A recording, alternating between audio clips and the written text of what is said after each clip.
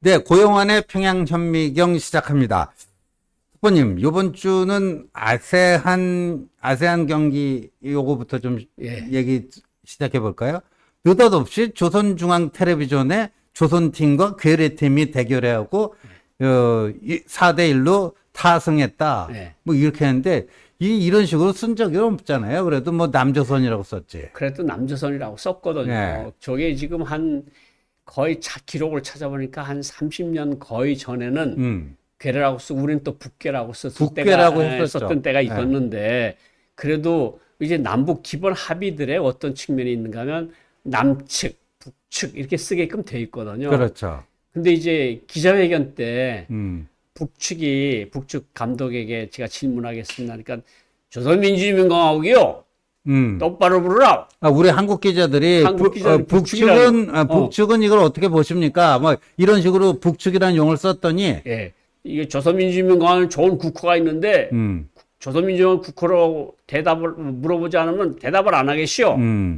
이렇게 그렇죠. 나오고 그다음에 이제 그건 우리가 여자 축구가 좀 편심 때문에 우리가 좀 졌거든요. 그렇죠. 4대1로 져서 네, 편법 판정이 정말 있었어요. 편법 판정 때문에 졌는데 그걸 가지고 아주 기고만장해서 아주 그랬는데 이제 탁구에서는 또 예. 남북 대결에서 비참하게 져서 예. 진 모습을 또 어느 카메라가 잡았어요. 예. 그래서 저게 그 SBS에 나온 건데 네, 저 8강전인가요? 여자 복식. 예, 저 북한 여자 선수 2명이 우리 선수들한테 완패를 당했죠. 그렇죠. 그러고 나서 저게 뭐냐면 이제 경기장 밖으로 나가서 자기들 버스 오기 전까지 대기하고 있는 장소인데 그렇죠. 예. 우연히 SBS 카메라에 포착이 됐나 봐요. 근데 예. 거의 그 망연자실해 갖고 두 손으로 머리를 감싸고 그냥 괴로워하는 표정 아닙니까? 완전 그냥 정말 저거 보고 이제 네티즌들 얘기가 저게 이제 아오지 탄강에 가고 싫다. 아. 뭐 이런 표현들 쓰는데 뭐 아오지 탄강까지는 안 가더라도 아마 굉장히 혼날 겁니다. 굉장히 혼나고 이게 4강 준결승 결승에서 진 거하고 8강에서 떨어지는 거하고 급수가 다르거든요. 더군다나 괴뢰팀한테 졌으니까. 괴뢰팀한테 졌으니 저 친구들이 정말 저 장면을 보면 뭐 안내하는 뭐 간부들이든가 와서 버스 타자 그래도 이렇게 앉아서 그냥 그렇게 흐느끼고 있어요. 그러니까 저걸 보면 북한의 현실이 정말 딱 저렇구나 하는 걸 느낄 수 있었고 이번에 이제 꼴불견 사나운 것들이 이제 여러 장면이 나왔는데 가장 대표적인 게 이제 일본하고 일본하고 북한하고 남자 축구를 했는데 예. 뭐 어제 그렇지만 며칠 전에 이제 제가 일본 신문하고 인터뷰를 했는데 왜 일본 사람들한테 이렇게 험하게 구느냐 그러면서 일본 기자들이 꼭 물어봐 달라 그랬다 그래서 제가 하니까 이제 신문에다 실었는데 그 북한 선수들이 항의하는 그 사진 한번 띄워보죠. 예. 일본 축구 시합 때요. 예. 예. 그래서 제가 이제 그 이야기를 했거든요. 근데 왜 저렇게까지 하느냐 그랬더니 제가 북한에서 최대의 적은 예. 한국, 예. 일본, 예. 미국이다. 딴 나라한테 져도 딴 나라한테는 악수를 하는데 예. 한미일한테는 절대로 지면 안 된다. 안 된다. 그래가지고 뭐 일본 선수들 이렇게 누워서 치료받는데 이제 그 스텝이 물을 갖다 주니까 물병을 빼들어서 자기가 마셨어요. 그러니까요. 북한 선수가. 예. 그리고 경기 끝난 다음에 심판 가서 밀치고 때리고 이럴 정도로 막 거의 뭐라고 폭력배죠, 폭력배. 주먹질하기 일본 직전까지 일본까지 갔어요. 갔죠. 예. 그러니까 저거는 이제 왜 저런 게 나왔을까 가장 메인적인 것부터 말씀을 드리면 예. 5년 동안 국제 경기에 못 나왔잖아요, 북한이. 코로나 네. 때문에도 그렇고 여러 가지 사정으로 못 나왔는데 제재 때문에도 그렇고 그동안에 알던 북한하고 코로나 5년 지난 북한하고 차이가 있다. 어떻게 해요? 예. 굉장히 내부 분위기가 험악하다. 그러니까 너네가 가서 정말 한미 세 개 나라한테 지면 단단히 와서 총알 칠 거야. 단단히 결산을 할 거야. 그러니까 적들의 길을 꺾어놓으라 그러죠. 자기를 꺾어놔 무조건. 예. 지면 안 돼. 예. 이러니까 거의 많은 사람들이 그런 얘기를 하거든요. 북한 선수단이 거의 선수들이 아니고 그냥 패싸움하러 나온 전사 같다. 예. 전쟁에 나온 싸움꾼 같다. 어. 그런 거거든요. 그러니까 일전에 네. 이렇게 그 북한이 뭐 올림픽이건 아시안 경기건 이렇게 또 만났을 때 이렇게까지 여유가 전혀 없고 네. 그 북한의 선수들은 한국 기자들이 접근하면 무조건 그냥 피해버리고 네. 그냥 저 한마디 인사말도 나누지 않고 그냥 다 피해버리고 그 코로나 이전 이후 봤을 때 더 뭐라 그럴까 안으로 옥죄 있고 닫혀 있고 음. 뭔가 공포심에 가득 차 있다. 이걸 보여줄 수 있는데 여자 배구 선수들 같은 경우는 남북한 간에 좀 친한 선수들이 몇이 있나 봐요. 그에 있습니다. 그러니까 예. 말을 걸어도 예. 말 대답도 안 하고 안 하고. 쌩하고 지나가고 음. 그리고 우리 기자들이 한 말씀 해주십시오. 그래도 그냥 쌩하니 지나가고 그리고 우리 시상대 올라가서 태극기가 올랐는데 그쪽은 쳐다보지도 않고 한국 선수들은 쳐다보지도 않아요. 그러면 이 모든 것을 보면 그동안에 북한 김정은이가 얼마나 사납게 북한을 통치하고 있었냐. 그러니까 이거 잘못하다가는 내 정치적 목숨이 왔다 갔다 한다. 이런 것들로 아주 단단히 아주 그 공포심에 사로잡고 있고 엄청나게 좀 힘들어하고 있다. 네. 이게 북한 주민들도 저런 모습이 아닐까. 저게 이제 외국에 나와서 그럭저럭 그래도 외국 선수들하고 경기를 하고 이런 게 친선 도모하고 이러는 거 아니에요. 그렇죠. 서로 나라 간의 관계들 뭐 부드럽게 하고 그렇죠. 이런 경기 나와서도 저렇게 싸움닭처럼 저러는 걸 보면 안에서는 얼마나 그 분위기가 험악할까. 이런 것을 저는 일본 경기대회에서 봤고 예. 정말 남북한끼리 저렇게 싸우는 걸 보고 그 정말 저렇게 뭐랄까 사납게 구는 걸 보면 진짜 한민족이 맞긴 한가? 저런 생각이 막 드는 거예요, 진짜. 아니 그러니까 이제 저는요 예. 지금 북한이 그 이제 이른바 통일 전선 공작을 할 때 네네. 내거는 그 캐치프레이즈가 우리 민족끼리 아닙니까? 그렇죠. 그 여기에 이제 그 북한 노선에 그 동조하는 주사파들, 종북 주사파들이 우리 민족끼리 그렇지. 민족 최우선이다. 최우선이다. 우리 민족끼리 하자는데 그래서 우리 왜 민족한테는- 자꾸만 외사가 끼어서 뭐 하느냐? 근데 최근에 보면요, 보면 이제 우리 민족끼리라는 이 북한의 그게 점점 약해지는 거 아닌가? 점점 약해지고 우리 국가 제일주의로 바뀌었습니다. 그렇죠. 우리 국가 제일주의로 바뀌었고요. 네. 그리고 이제 대한민국이라는 단어를 쓰잖아요. 네. 이거는 그 전에 우리가 항상 제가 몇 번 강조하지만 다시 한번 말씀드리고 싶은 거는 이제 우리 사회 일각에서도 그렇고 북한 쪽에서도 그렇고 핵무기를 만들 때 우리가 한동포한테 핵을 쓰겠냐. 그렇죠. 우리는 핵을 미국한테 쓸 거다. 네. 그래서 우리 한국 사람의 일부 좀 사람들이 그런 거, 뭐 북한은 우리한테 핵을 안 쓸 거다. 그런 걸 노골적으로 TV 토론에서 나와서 한 사람들 제가 이름을 부르라면 다 부를 수가 있어요. 네. 네. 그런데 이제는 일본이나 미합중국이나 대한민국이나 다 적대국이다. 우리는 핵을 쓸 수가 있다. 핵을 쓸 것이다. 그래서 이게 지난 27일, 28일 지난달 최고인민회의를 열었어요. 북한이. 최고인민회의를 열어서 헌법에 핵 보유국을 쪼아 박았습니다. 그렇죠. 예. 그러니까 2013년도에 3월 31일에 북한이 그 김정은이가 핵 경제 병진 노선이라는 걸 만들어 놓고 그렇죠. 4월 달에 핵을 보유한다. 이런 네. 식으로 그 최고인민회의 법령에다 나왔는데 네. 작년도에는 이거 어떤 법을 나오는가 하면 9월 달에 핵무력 법제화라는 법령을 내놓습니다. 네. 핵무력 여기서 법제화, 이게 말하자면 북한의 핵교리입니다. 교리. 예. 핵교리 기본 핵심은 뭐냐면 우리 혁명의 근본 이익이 침해되는 경우 언제든지 핵을 쓸 수 있다. 그럼 우리 조선혁명이 북한에서 말하는 조선혁명이 기본 근본 이익이 뭘까요? 3대, 4대 세습 체제거든요. 그렇죠. 세습 체제의 영원하라 그거 아니겠습니까? 그렇죠. 세습 체제에 영향을 주는 행동을 하면 그것이 남조선이든 일본이든 미국이든 핵을 사용하겠다. 네. 근데 뭐 구체적으로 쓰긴 썼어요. 뭐 5가지가 있는데 뭐 쥐부를 어떻게 할 때, 전쟁 초기에 어떻게 할 때 그렇지만 김정은이 말이 가장 중요한 것은 우리 혁명의 근본 이익이 침해될 때 우리는 핵을 선제 타격하겠다. 네. 이게 지난해 9월 달에 핵 선제 타격 법인데 이제 27일 날, 28일 날 그 최고인민을 해가고 28일 날 그 헌법 수정을 발표를 했는데 거기 최령의 말인 어떻게 나왔는가 하면 예. 최령이가 연설을 했는데 핵무력 건설에 관한 국가 활동 원칙을 우리 공화국의 기본 원칙으로 한다. 오. 그리고 김정은은 뭐라고 얘기했는가 하면 우리 공화국의 가장 최고 법인 국가 최고법의 핵무력 강화 법을 이번에 법제화한다. 그리고 헌법에 핵 보유국을 잡아 넣는다. 네. 그러니까 이제는 이제 이게 한마디로 쭉 지어짜면 무슨 소린가 하면 우리는 핵 비핵화를 안 할 거야. 그렇죠. 그러니까 핵 비핵화라는 꿈을 버려. 네.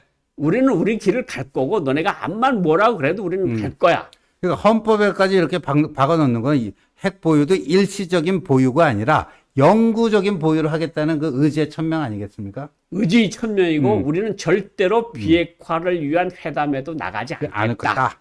우리는 비핵화의 길을 절대로 걷지 않겠다. 이게 김정은의 마음이 그대로 반영된 게 이번 사회주의 헌법에 뭐 김정은의 말에 의하면 우리 공화국의 최고법인 헌법에 핵 보유국을 쪼아 넣는다. 쪼아 넣는다. 명심하라. 이거를 했는데 이게 사실은 저는 좀 역사적으로 생각을 해보면 2018년 네. 이른바 평창 네, 평창 동계올림픽. 뭐 조선반도의 비핵화 이야기를 했잖아요. 얘기했죠. 조선반도의 비핵화를 할 때 정의용 전 국가안보실장이나 전 대통령이나 외교부장이나 다 그런 소리를 했거든요. 북한은 비핵화를 한다. 네. 근데 제가 그때 무슨 이야기를 계속해서 방송에서 나와서 이야기했는가 하면 저 사람들이 말하는 비핵화는 우리 비핵화하고 다를 수가 있다. 다르다. 저 사람들이 말하는 비핵화는 조선 반도의 비핵화다. 그렇죠. 예. 언제나 김정은이가 미국 사람 폼페이오를 만났을 때도 정의용 안보실장을 만났을 때도 북한이 비핵화라고 말한, 그러니까 북조선이 비핵화라고 말한 적이 단 한 번도 없다. 그러니까 다시 한번 저기 하면요, 특보님, 그 북한이 얘기하는 조선반도의 비핵화에는 주한미군이 제공해줘 왔던 핵 우산, 그것도 없어지는 걸 의미하는 거 아닙니까? 그렇죠. 그러니까 북한이 요거는 조선 반도에 언제 어느 미군 기지에 핵무가 있는지 모르지 않느냐. 예. 우리가 그것을 가서 보겠다. 그 한반도 주변에 핵 잠수함들이 계속 다니고 있는 거 우리가 검열을 하겠다. 네. 그러니까 이 조선 반도 비핵화라는 건 미군이 핵하고 북한이 핵하고 같이 비례해서 없애자는 그렇죠. 게 조선반도 비핵화인데 네. 제가 그걸 조선반도의 비핵화라는 것을 똑바로 정의를 할 필요가 있다. 네. 우리가 여기에 너무 확 해서 북한이 비핵화를 한다고 그렇게 할 필요가 없다 그랬는데 제가 방송을 하고 가는데 지나간 소리니까 말씀을 드리는데 국가안보실에서 전화가 왔어요. 그 문재인 정부 때죠. 문재인 정부 때 안보실에서 전화가 왔는데 뭐 제가 그분 이름까지는 내가 말씀을 안 드리겠는데 우리 정부에서 좀 한번 남북 관계를 잘해보자 그러는데 왜 자꾸 조선반도 비핵화 소리, 한반도 비핵화 소리를 하십니까? 네. 북한이 비핵화를 합니다. 그래서 조선반도 비핵화하고 북한이 비핵화하고는 엄청난 의미 차이가 있습니다. 그거를 말씀을 드리는 건데 왜 그러십니까? 그랬더니 진짜 그런 말을 안 하셨으면 좋겠다고요. 제가 민간인이고 전략위원회 나온 지도 지금 쫓겨나와서 지금 나온 지도 6개월이 됐는데 그때 우리 특보님이 저 국정원 산하 전략문제연구소 부원장 하시다가 쫓겨났었죠. 그 소원 원장이 불편하다 그래서 쫓겨난 상태에서 민간인이에요. 민간인 신분에서 방송에 나와서 얘기한 건데 그걸 가지고 그렇게 시비를 걸어요? 근데 마지막에 생각이 났어요. 그래서 전화 녹음기를 눌렀어요. 네. 그리고 제가 그분한테 그랬어요. 좋습니다. 무슨 말씀인지 알겠는데 제가 지금 민간인인 거 확실하죠? 맞습니다. 제가 여기서 전화 오시는 분이 말씀하신 거 다 녹음을 했으니까 요걸 가지고 내일 TV 방송에 나가서 요 말씀을 그대로 틀겠습니다. 그랬더니 막 난리가 났어요. 그렇죠. 그러시면 절대로 안 된다고. 그리고 뭐 저는 전화 끊었더니 그다음에 제가 몸담았던 그 전략위원이 국정원 산하연구원, 그러니까 국정원에 아는 인맥을 다 동원해서 전화가 오더라고요. 녹음 제발 풀어주지 말라고. 그냥 녹음은 풀지도 않고 절반도 녹음을 안 했어요. 근데 제가 녹음 풀지 않겠으니까 당신도 내가 하는 말에 시비를 걸지 말라. 그러니까 제가 정말 잘못했습니다.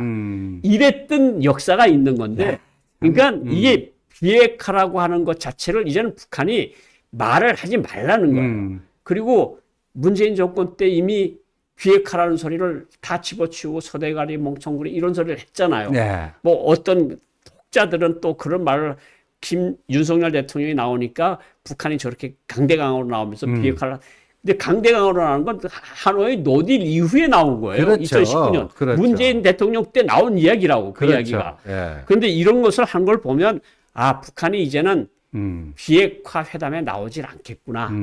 이제는 북한은 저렇게 뻗대면서 4대, 5대에 걸쳐서 핵무기 보유국으로 가겠구나. 그런 생각이 그렇죠. 확실히 들어서 우리가 정말 북한이 비핵화를 그렇다고 우리가 포기할 수는 없지 않습니까? 없죠. 예. 근데 북한이 비핵화를 포기하게 하는 방법은 있어요. 음. 북한이 정상 국가로 돌아오면 돼요. 그럼요. 정상 국가로 돌아와서 그 정상 국가라고 하는 것은 이제 세습 왕조가 끝나야 되는 거죠. 세습 왕조를 끝마치고 네. 말 그대로 조선 민주주의 인민공화국 아닙니까? 진짜 민주주의도 문자 그대로. 하고 인민도 하려면 예. 봉건 왕조 같은 시스템에서 벗어나서 예. 진짜 공화국답게. 공화국답게 예. 그 공화국에서는 주권이 국민한테 있잖아요. 그렇죠. 국민이 결심하게 하는 그런 정상국가로 돌아오란 말이죠. 그렇죠. 우리가 북한을 정상국가로 돌아오게끔 만드는 일을 계속해서 하면 네. 북한의 비핵화가 완전히 요원한 꿈도 아니다. 그러니까 우리는 북한을 비핵화하고 북한을 정상국가하기 위해서 여러 가지 전략들을 써서 북한이 비핵화를 하도록 만들어야 된다. 암만 저렇게 버텨도 전 세계가 저렇게 규탄을 하고 그러는데 뭐 사실 러시아가 뭐 북한하고 친하다고 하지만 우크라이나 전쟁이 10년 가겠습니까? 그 1, 2년 가면 끝나면 푸틴은 또 버릴 거란 말이죠. 그렇죠. 그리고 그렇죠. 중국은 또 미국하고 또 충돌하고 우리 한중일 정상회담 올해 한다는 거 아닙니까? 아, 12월경에 할 것 같아요. 네, 그리고 예. 시진핑 주석이 온다는 거 아닙니까? 그렇죠. 그러니까 윤석열 대통령께서 예. 한일 관계하고 예. 한미일 관계 튼튼히 하고 워싱턴 선언 만들고 네. NCG 그룹 만들고 이걸 딱 가져놓은 다음에 그다음에 이제 한중일 관계 네. 시진핑 방중 이게 다 정말 그런 말을 하잖아요. 네. 당신이 다 계산이 있었네, 당신. 다. 그런 말이잖아요. 그렇죠. 그렇게 해서 중국은 지금 미국하고 좀 부동산도 안 좋은데 미국하고 저렇게 뻗대면 중국 자체에 문제가 생길 수 있거든요. 네. 그러니까 중국도 북한을 마냥 감싸돌지는 못해요. 맞아요. 그러니까 네. 모든 것이 그렇게 북한이 의도하는 대로만 따라가지 않을 것이다. 저는 이런 말씀을 드리고 싶었습니다. 예, 그렇군요. 예, 그래서 지금 요번에 그 핵 무력화, 핵의 영구적 보유, 이런 거를 꼭 헌법에, 예, 최고법인 헌법에 집어넣은 그 배경에 대해서, 그러니까 그거를 포기시킬 수 있는 길은 정상국가화의 길. 예. 정상국가화라는 것은 세습 왕조의 종언. 네. 그 이후에 조선 민주주의 인민공화국, 민주주의와 공화국이 있는 그런 그런 나라로 와라. 가는. 네. 그래야 그 핵 문제가 해결될 것이다. 네. 아, 이게 아주 뭐, 예, 아주 명쾌한 결론을 내려주셨습니다. 근데 이번 주에 우리가 또 한 가지 또 살펴봐야 될 것 중에 하나가, 예. 그 지난번에 김정은이가 그 경제가 개판이다 하고 뭐 현지 지도 갖다가 엄청나게 화를 내고 그 내각 총리 그 김덕훈인가요? 예. 아주 그냥 질타를 했잖아요. 예, 예. 공개적으로. 예, 예. 그러면 그거는 바로 이제 숙청을 암시하는 걸로 보여졌는데 김덕훈이 아직 모가지가 붙어 있다면서 이게 어떻게 된 사연이에요? 그러니까 8월 달에 음. 그 간석지에 물이 잠겼어요. 네. 그러니까 김정은이가 가서 막 노발대발하면서 김덕훈 총리를 욕하고 네. 그다음에 간석지 개간총국장도 뭐 나쁜 놈이라고 그러고 연료 보급국장인지 뭔지 그걸 욕을 하고 뭐 국가의 귀중한 연유를 이제 휘발유 디젤유를 연유라고 네, 해요. 연유를 빼먹은 그런 극악무도한 범죄를 저질렀고 그런데 그 김정은이가 총리를 제외하고 밑에 사람들 욕한 사람들은 이미 숙청이 완료가 됐답니다. 숙청이 완료가 됐는데 김덕훈이 살았어요. 오. 김덕훈이 살았는데 네. 김덕훈이 이제 그 최고인민회의에서 김정은한테 인사하는 모습을 보여주면 제가 그 모습을 보면서 설명을 드리겠는데 김덕훈이가 김정은 앞에 인사하는 90도 인사하는 사람이 바로 그 김덕훈 왼쪽에 총리입니다. 네, 왼쪽에 90도. 왼쪽에. 예. 최고인민회의에서 근데 김정은이가 그냥 물끄러미 쳐다만 보고 있어요. 아, 저 뭐 그 머리 그 앞에 이마가 그냥 거의 책상에 닿을 그냥 정도네. 딱 홀도 인사예요. 90도 인사. 그러니까 저런 사진을 보면 김정은이가 지금 무슨 생각을 하고 있는 것 같습니까? 이 사람을 살려 죽여? 그러니까요. 예. 그런 건데 어떤 측면이 하나 고려됐을 수 있는가 하면 북한에서 8호 통신이라는 걸 간부들이 봅니다. 8호 통신. 네, 어떤 8호 거죠? 통신이라는 건 3고 통신, 자료 통신이 있고 8호 통신이라는 게 이제 중요한 장차관급 이상이 보는 통신인데 이게 적정 통신이라 그래서 네. 한국 신문이나 언론에서 나오는 것을 아. 간부들한테 알려주는 걸 8호 통신이라 그래요. 아, 장차관급이 보는 거. 이상만 보는 거. 거기에 이제 저런 거 욕을 했으니까 음. 김덕훈이는 그 다음 날로 총살될 거다. 그런 언론들 이야기가 많이 나왔잖아요. 네. 저도 저 사람이 처벌을 면하기 힘들 거다. 왜냐? 정치적 미숙아라 그러고 지적 전응하라 그랬는데 네. 그게 말이 됩니까? 뭐 건달뱅이로 내각이 됐고 뭐 귤이 아무것도 없고 뭐 이랬는데 아마 김정은 생각에는 네. 두 가지가 있을 수 있습니다. 저렇게 살려두는 모습을 보이면서 한국의 예. 자유세계 언론에 나 이젠 옛날 폭군이 아니라니까. 예. 나는 이제 정상적인 지도자로 돌아오고 있어. 어. 이런 거를 보여주려는 의도가 하나 있을 것 같고. 그리고 북한 주민들한테도 두 가지 생각을 줄 것 같은데 아니 저렇게 욕을 했는데 살려둔다고? 우리 지도자가 정말 변했나? 이런 생각을 주기에 충분한데 근데 제가 많은 그 북한에서 온 그 LA 탈북자들하고 저 사진을 보면서 전화를 했는데 예. 저 사람은 차라리 한 방 맞아서 죽는 것만 못하다. 아, 왜요? 저게 그냥 비판을 계속해서 하는데 그냥 딱 한 방 맞고 끝났으면 좋겠다 하는 게 저 사람 심정일 거다. 아, 그러니까 그게 완전히 클리어된 것도 아니고 이 파리 목숨처럼 붙어는 있는데 언제 어떻게 될지 모르는. 아무도 모르는 거예요. 그러니까 제가 요거와 관련돼서 더 하나 말씀드리면 황병서라고 예. 2014년에 기억납니다. 아시안 게임 왔던 사람. 예. 황병서라는 사람이 여기서 이제 그 총종 치고 검열받고 막 이러면서 네. 이제 그 황병서가 총살 당할 것 같다. 네. 뭐 없어졌다. 뭐 그런 얘기 나왔었죠. 그랬는데 한 달 채 안 돼서 네. 당중앙위원회 전원회의 회의석상에 예. 조직부 부부장들이 앉은 자리에 황병서가 앉았어요. 그러니까 뭐 일부 신문들이랑 뭐 다른 쪽에 있는 신문들이 봐라 너네 신문들은 항상 오보를 하지 않냐. 예. 그런데 조직지도부 부부장으로 사진 한 장 찍고 거기서 한 달 있다 없어졌어요. 그렇죠. 그러니까 이게 예. 한국 언론을 김정은이가 어떻게 보면 가지고 놀고 있다. 너네는 항상 오보만 하지 않나? 그걸 보여주기 위해서 깜짝 등장시켰다가 또 없애버리고. 그러니까 저희 김덕훈 총리라고 하는 사람도 저렇게 인사를 할 정도면 얼마나 쫄아 있겠습니까? 지금. 그렇겠죠. 예. 그 전에 예.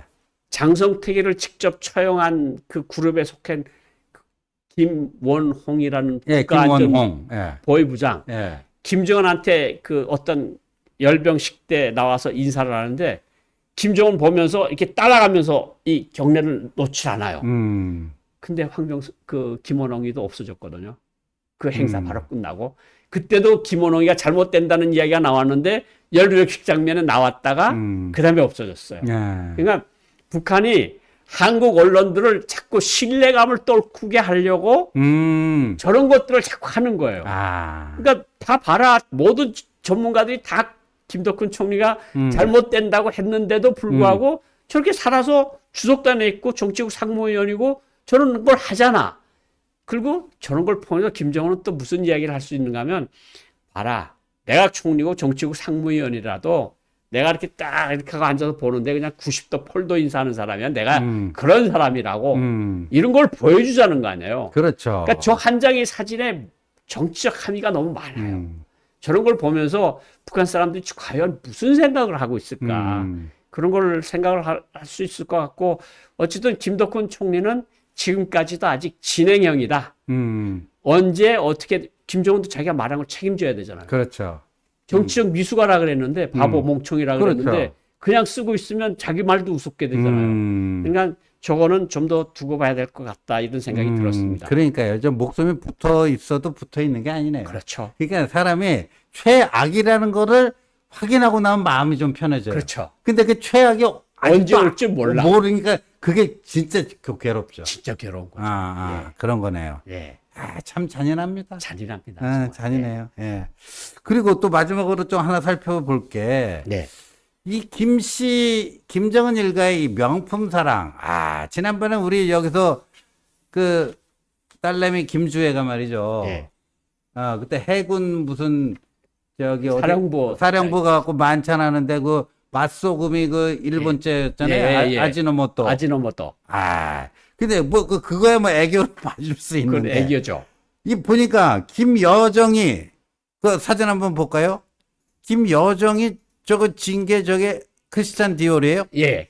그 디사의 명품 가방이고요. 예. 저게 지금 뭐 크리스찬 예, 디올. 디올. 예. 예. 디올인데 뭐 네티즌들마다 조금씩 가격은 틀리는데 어쨌든 그래도 1,000만 원 이상이에요. 1,000만 원대죠, 저게. 예. 1,000만 원 뭐 960만 원에서 뭐 1,100만 원 사이 간다 그러는데 예. 저기에다가 이제 김정은이가 그 러시아 가서 뭔가 감상록에 사인할 때 쓰는 게 몽블랑 만년필. 예. 그리고 김정은이가 차고 있는 시계가 IWC라고 그래서 거의 8천만 1억 하는 시계.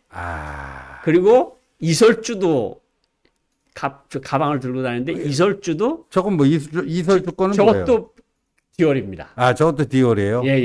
그 김여정 거는 똑같은 거네. 예. 그러니까 그냥 이설주나 김여정이나 김정은이나 근데 저걸 저는 진짜 깜짝 놀란 게 그 김정은 그 서기실에 예. 카탈로그들이 있대요. 명품 카탈로그들. 명품 카탈로그들이 있는데 이제 그걸 보고 이제 이설주 어느 거 사고 싶어. 나 요거 사줘요. 예. 이러면 그 나라 프랑스는 프랑스에 나가서 있는 외교관한테 저 사진이 그대로 찍혀서 나가요. 딱 요걸 사서 보내라. 가격은 상관하지 말라. 그리고 영수증 제대로 해서 보내라. 그러면 저걸 해서 손상 갈 수 있잖아요. 그렇죠. 그럼 프랑스에서 외교관 한 명이 베이징까지 와요. 비행기를 타고. 그리고 가방을 넘겨주고 하룻밤 자고 파리로 다시 가고. 야, 짐 배달꾼이네. 예, 외교관이. 그것도 2등석이간 3등석이간 같은 급시 아니에요. 1급 참사나 공사 참사 같은 사람들이 1급 참사관 아니면 공사 참사관이 저거 백 들고 와서 파리에서 베이징까지 와서 넘겨주고 그걸 고려항공 대표가 있거든요. 베이징에. 고려항공 대표에게 그것을 줘요. 그러면 고려항공 대표에게 요거 3층에 가는 거다. 기스 나면 안 되니까 자라. 이 사람은 거의 안고 들어가는 거예요. 그 가방을. 그럼 평양 비행장에 딱 내리면 딱 벤치가 나와서 기다려줘. 다른 사람 내리기 전에 저 가방부터 내려가고 그다음에 다른 사람들 내리는 거야. 그런데 더 웃기는 거는 식료품 있잖아요. 식료품도 김씨 일가가 먹는 식료품. 예를 들면 스위스의 에멘탈 치즈라든가. 에멘탈 치즈가 에멘탈 것, 뭐 스위스 것도 있고 프랑스 것도 있는데 자기네가 먹는 치즈가 있어요. 스위스 치즈. 그 다음에 살라미 아시죠? 살라미, 소세지. 이탈리아 소세지. 소세지도 딱 그 카탈로그 보고 찍어준 나 요거 먹고 싶어. 그러면 그거를 1kg 사가라고 그게 카톡으로 날라와요. 외교관 사진에. 외교관 휴대폰으로. 그럼 그거 딱, 요런, 암만 찾아봐도 요런 거 없습니다. 이탈리아 전국을 뒤져서라도 그 소세지 사서 보내. 그리고 변하지 않게끔 똑바로 보내. 그럼 외교관들이 그냥 불이 난 거죠. 그냥 대사고, 공사 참사고, 1등석이 아니고 찾아서, 그거를 찾아서 들여보내는 거예요. 외교관들이 그런 심부름을 하고 있다고. 그럼 이설주나 김여정이 나는 이런 백을 하나 사고 싶어. 이탈리아 거다. 구찌 거다. 그러면 거기 가서 다 뒤져봐서 야, 이게 색깔이 이거 맞아? 똑같은 거야? 똑같지? 정말 똑같은 거지? 이 사람들 목숨 걸고 사는 거야. 그래가지고 그걸 외교관들이 사가지고 베이징까지 옮겨오는 거야. 참. 그런데 저 가방 하나에 1,000만 원이잖아요. 근데 사실 옥수수 1톤에 어느 정도 합니까? 하는 줄 아십니까? 1,000불이 채 안 돼요. 그러니까 옥수수 1톤이면 북한 주민들이 몇 명이 1000kg이니까 1000명이 1kg씩 나눠가지고 수 있다는 거 아니에요. 참, 진짜. 근데 가방 하나 사는데 옥수 10톤, 20톤씩 들어가는 거를 갖다가 저렇게 쓰고 있으니 소세지니 하다못해 구두니 양복지니 고양이 먹이는 고양이 사료니 개 사료니 이런 것까지 들어가는데 북한이 쓰는 돈이 몇 천만 불을 쓰는 거야. 그러니까요. 이 이야기 잠깐 새는데 우리 지금 이승만 건국 대통령 기념관 짓자는 그 운동 캠페인 하는데 그 배우 이영애 씨가 5천만 원을 기부를 했는데 오마이뉴스 그 좌파 인터넷 매체에서 그걸 갖고 그 시비를 걸었잖아요. 그래서 그 이영애 또 배우가 입장을 내놨는데 아니 이승만 대통령이니까 과오도 있는데 내가 과오를 덮자는 얘기가 아니고 이승만 대통령이 아니었으면 지금 북한 치하에서 살았을 생각을 해봐라. 그렇죠. 지금